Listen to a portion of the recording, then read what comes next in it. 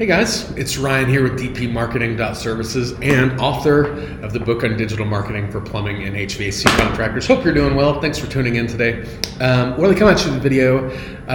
We just recently onboarded a client and they're in the process of trying to decide their name. They're kind of a common formula, and you guys, if you're a plumbing or HVAC contractor, you know that it's really common to have like your last name followed by the type of service you do.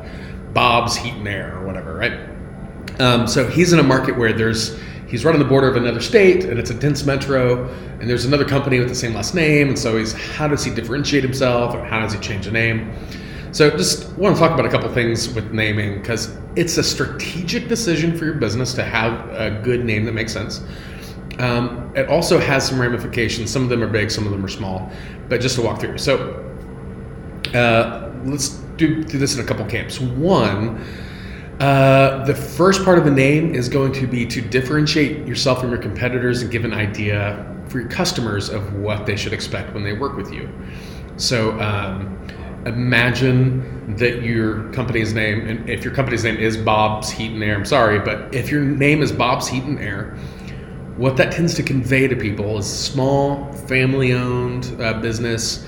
You might be one truck, maybe two, working out of your house maybe. They're not thinking massive franchise. They're not thinking guys with nice polos and booties.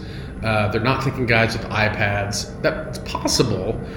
It's not like your name is keeping your growth, but what it does is it instantly conveys to your customer about the type of service and the quality of service they can expect.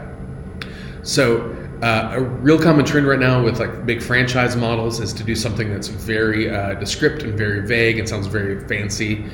And not to make this religious, but if you look at the trend with like how churches have been naming themselves over the past decade or so, you've noticed this thing about like small town Baptist church to now this like Crosspoint church, right? They're like taking away the kind of weird, fuzzy, small towny thing and trying to make it sound fancy and cool and modern. So your name conveys that. It helps separate you from your competitors. It helps you stand apart or blend in, whatever your particular strategy is. The other thing your name does is actually has an impact on your site's SEO value. So for instance, categorically, the most common search for term for plumbing services is actually the term plumber.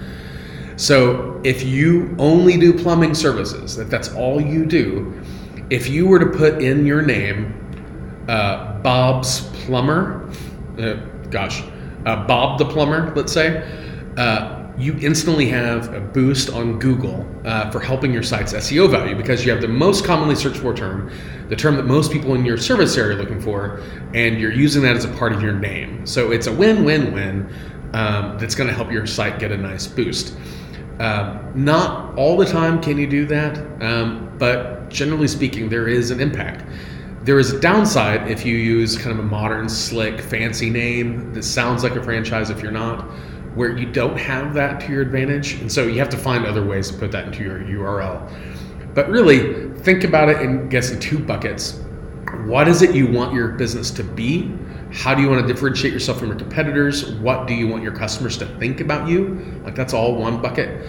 And the other is, what sort of advantage or disadvantage does your name provide you when you're starting to digitally market your business or leverage digital marketing for your business? There's a lot of like subtopics in there, and they're all good conversation. Don't get paralyzed on making the worst decision, or don't get paralyzed because you haven't found the perfect decision. At some point, based on the information you have and your research on who your competitors are and your understanding of your own market, make the best decision you can based on that point in time. And if you need to rebrand, if you need to rewrap, if you need to change the logo on the website later, fine, do it.